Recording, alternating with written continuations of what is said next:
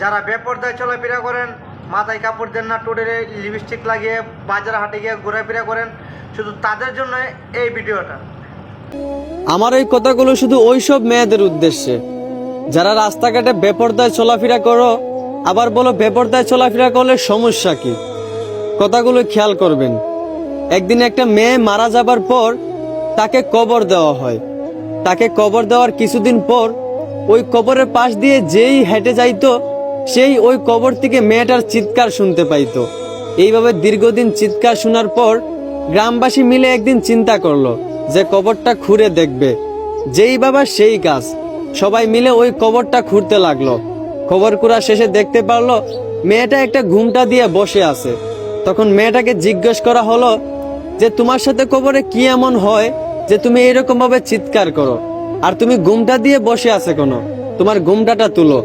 তখন ওই মেয়েটা বলল, আমি ঘুমটাটা অবশ্যই তুলবো, তবে তার আগে আপনারা সবাই এখান থেকে চলে যান। আপনাদের মধ্যে সবচেয়ে সাহসী দুজন ব্যক্তিকে আমার কাছে পাঠান। মেয়েটার কথা মতো সবাই ওই কবর থেকে চলে গেল এবং সবচেয়ে সাহসী দুজন ব্যক্তি ওই মেয়েটার কাছে গেল।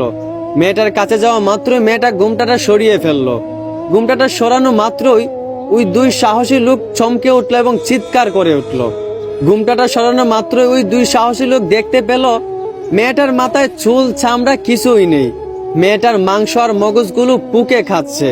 মেয়েটার এক একটা ঠোঁট বাইম মাছের মতো ফুলে গেছে।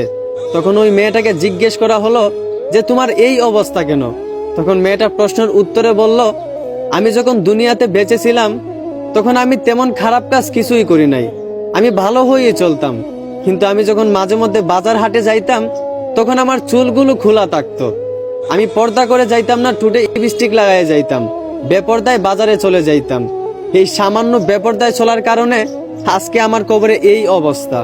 আর যারা এই ডিজিটাল যুগের সাথে তাল মিলিয়ে চলতে গিয়ে বেপরদায় চলাফেরা করতেছেন, আবার বলেন বেপরদায় চলাফেরা করলে সমস্যা কি, একবার চিন্তা করেন আপনাদের অবস্থাটা কি হবে। যদি একজন মুসলমান হয়ে থাকেন তাহলে যখন রাতে ঘুমান তখন বালিশের সঙ্গে মাথাটা লাগাইয়া একটু চিন্তা করে দেখেন এই ডিজিটাল যুগের সাথে তাল মিলিয়ে চলতে গিয়ে কতটা নির্লজ্জ মেয়ে আপনারা হয়ে গেছেন। দেখেন বোন, আমার কথায় কষ্ট নিয়েন না, আমি শুধু আপনাদেরকে বোঝানোর জন্য বলি। আশা করি আমার কথাগুলো বুঝতে পারছেন। ধন্যবাদ।